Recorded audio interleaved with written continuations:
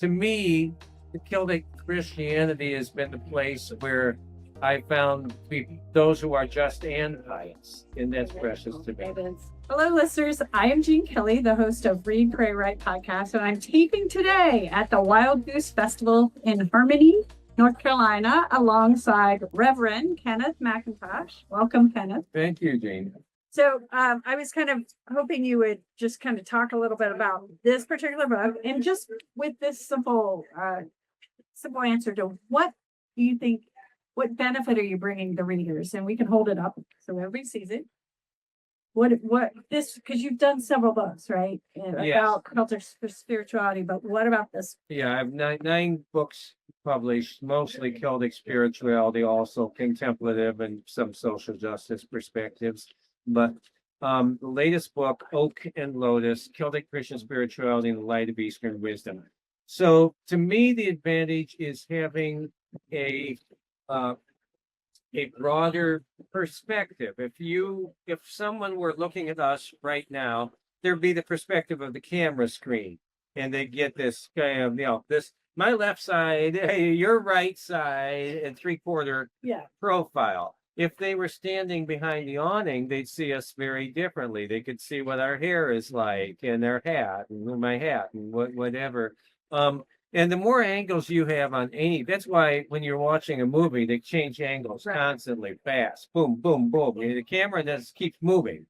And I think that in a culture, in Western culture, there are many things. We just assume this is how to understand Christianity, but it's an Eastern wisdom tradition that has come to the West.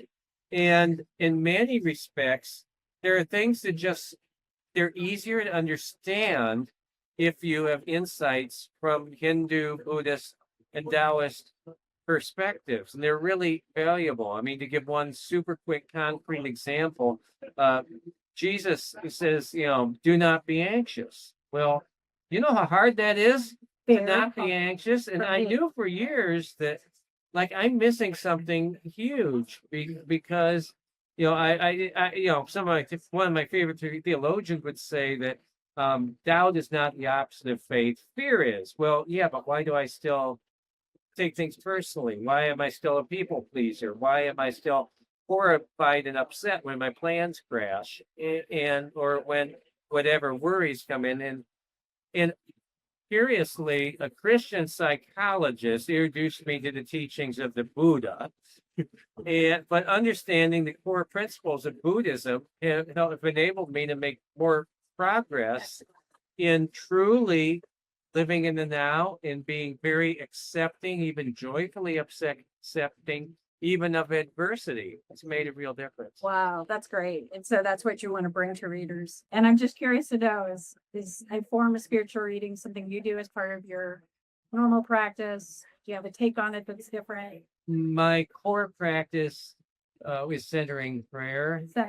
And that I start with an intention and close with a text, but that's been my primary. I sometimes do Lectio Divina. I find Lectio Divina for me is more meaningful with a group than an individual. I've heard that too, practice. Right. And I always have people do centering prayer, quiet contemplative prayer before going into Lectio, as I find that the spirit sort of sinks in and enriches the text when you do that.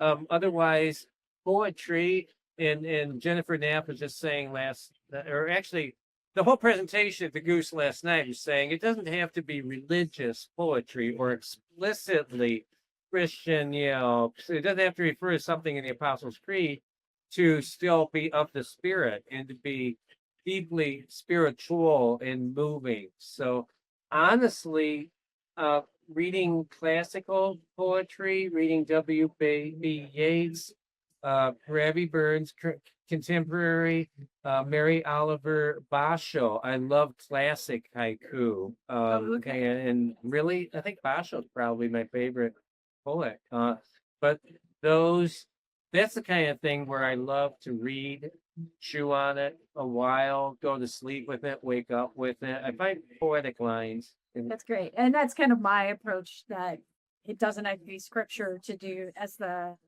external stimulus to do the internal work, right? Yes, I'm always yes. trying to build an awareness of mystery and saying, okay, there's a reason this resonated for me. I'm going to come back to it. Yes. And what it could be music, it could be art.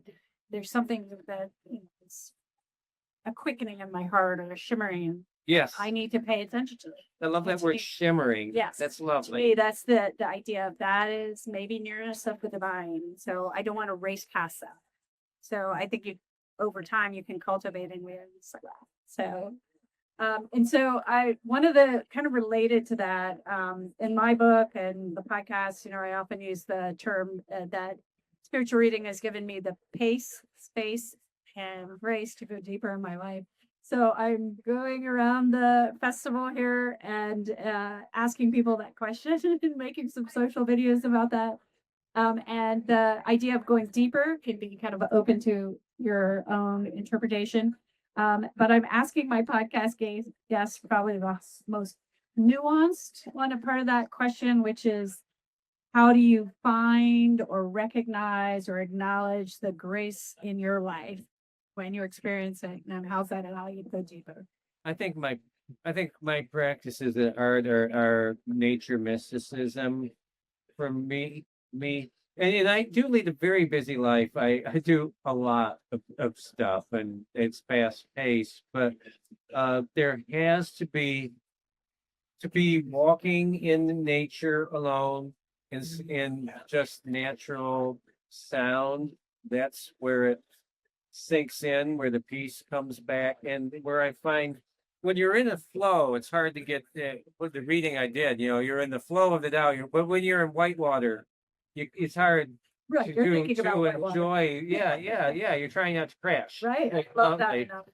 But when you can pull the kayak off the side and then be in a calm pool and just like, wow, that was really beautiful. Think of those.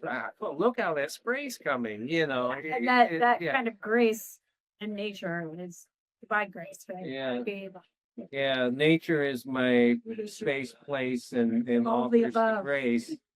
And it's a privilege not everyone gets. I've been fortunate to do 3 long distance pilgrimages, walking over well over 100 kilometers in days at a time and living very simply and having a lot of time to just walk and be in the moment. And if anyone, retreats can be 30 seconds in the morning, right? Where you sit in your garden for a minute and have a cup of tea, or, retreats could last for a month on the road if you're so blessed, but take what time away you can. Right, yeah. And Kenneth and I have done the same long pilgrimage. He did it much longer than me, the Camino de Santiago. And having had that one experience, I do try to do a Camino type walk, even if it's not for very long. It's about remembering and that presence that I felt, which is simplifying, not even worried about the destination. You're just walking. So then that Yes. allows you to be contemplative and Process is Process. it is about the process, not the destination. right.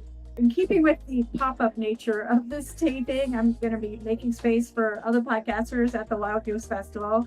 And so we're keeping a little brief today. And to my guest, Kenneth McIntosh, author of Oak and Lotus, I want to thank you so much for just wonderful wisdom. And I hope all my Read, Pray, Write listeners will find the pace, space, and grace you need to go deeper by listening to this and other podcast episodes at www.readpraywrite.com, subscribing to our newsletter, Grace Lines, also available on the podcast website, and just sharing the wisdom you've found in spiritual reading practice and from listening with all others in your life. With that, I want to pass along on behalf of Kenneth and I, all blessings. I am Jean Kelly.